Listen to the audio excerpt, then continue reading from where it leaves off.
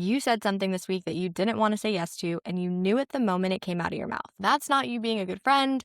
That's not you being generous. That's just you being afraid of what would happen if you actually said no. And here's the thing. I think you already know that. You maybe just haven't said it out loud yet. And that's what we're getting into today. People pleasing gets talked about like it's just being nice or it's just a personality trait, but it's actually not. Being nice is a choice and people pleasing is a reflex. It's what happens when someone keeps choosing someone else's comfortability over their own. They make it more important than actually being honest. And oftentimes when you're so focused on how someone else is going to react, you often end up not checking in with yourself in the actual moment. And the reason that no one catches it is because it can look like kindness, right? It can look like being easygoing. And what's wild is people actually compliment you on it. But inside, you are low-key tired, you are exhausted, you may be resentful, and oftentimes we don't even know why. But the thing about people pleasing is that it's not actually a problem until it is. And by then, it's probably been running the show for years. So let's get into it. I'm going to go through 8 signs that show you're dealing with people pleasing, even if you don't realize it. And as I go through these signs, I just want you to pause and be honest with yourself. I don't want you to feel bad, but I just want you to have a moment of self-reflection. Sign number 1, you say yes even before you've decided if you actually want to do something. So for example, let's say someone asks you to go with them to an event or to hang out or whatever occasion it is. And even before your brain has caught up fully in the conversation, has checked your calendar, even before you've done all of that,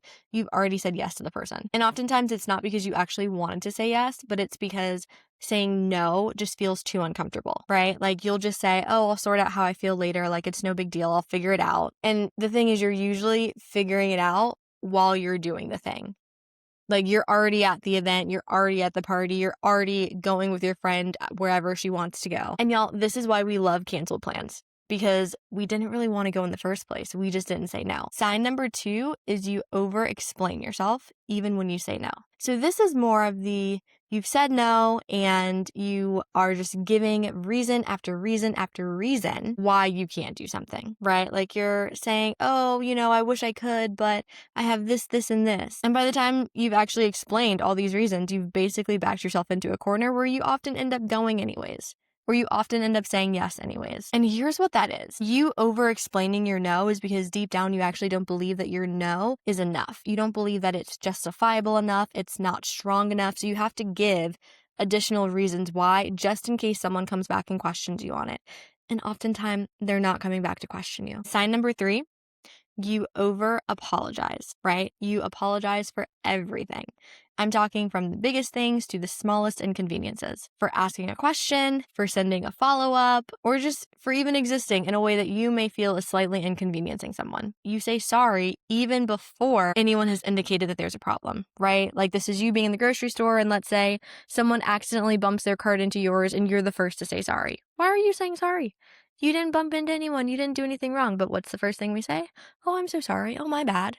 My fault. And then, of course, if someone points out that you apologize a lot, what is the first thing that comes out of our mouth?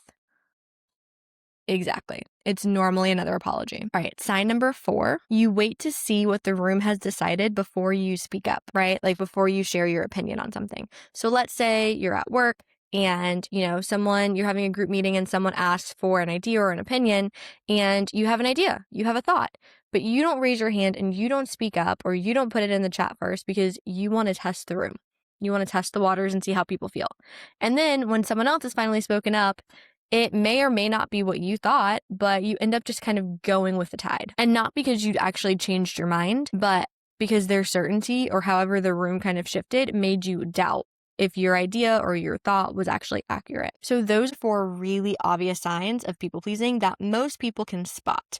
But let's talk about the 4 that most people miss. So sign number 5, you often feel responsible for other people's emotions or feelings, right? Like let's say someone walks in and you can kind of just sense they've had a bad day or something went wrong and they haven't said anything to you. You automatically start adjusting your temperament, your tone, or just like making sure that you're not a bother in any way, shape, or form, even before they've said anything to you. And y'all, let's just be honest, that's not empathy. Contrary to popular opinion, that is taking the responsibility for somebody else's emotions, for someone else's feelings. And that's not actually yours to carry. Like you don't have any control over how people feel or what emotions they have, especially when it has nothing to do with you. They just walked in.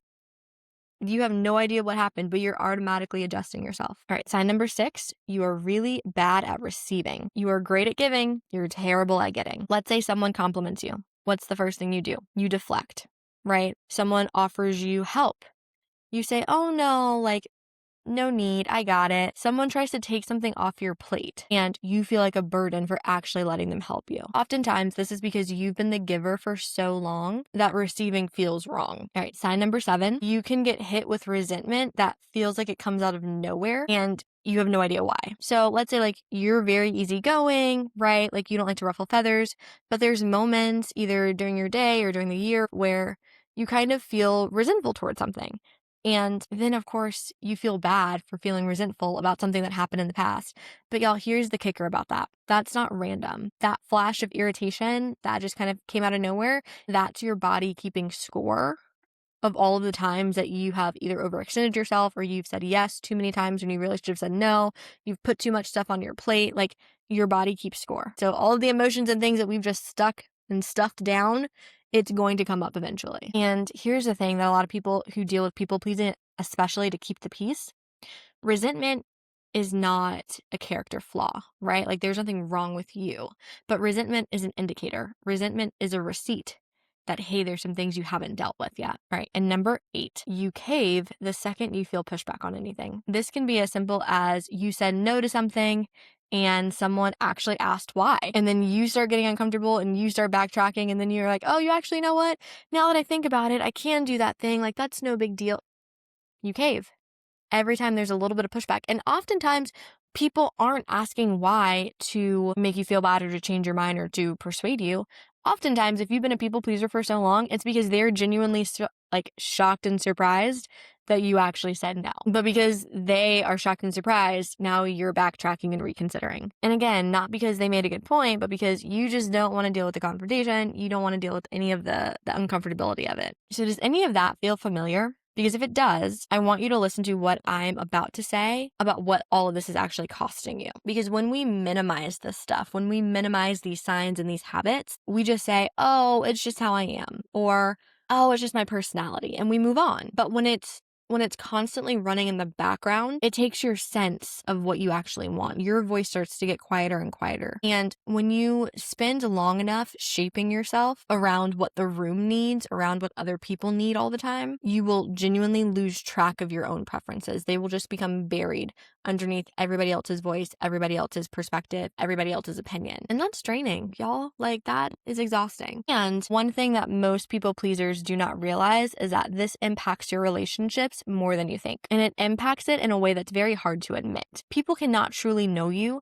if the only version of yourself you show them is the one you think they'll accept. That's not connection. That's not genuine. Like that's just performing. That's no different than an actor, right? And it's exhausting to maintain. And we wonder, especially as women, we wonder why sometimes our friendships, our relationships just don't feel genuine. And it's because the connection often isn't real because we are so choosy and picky about what sides of ourselves we show to other people. But y'all, here's what I know.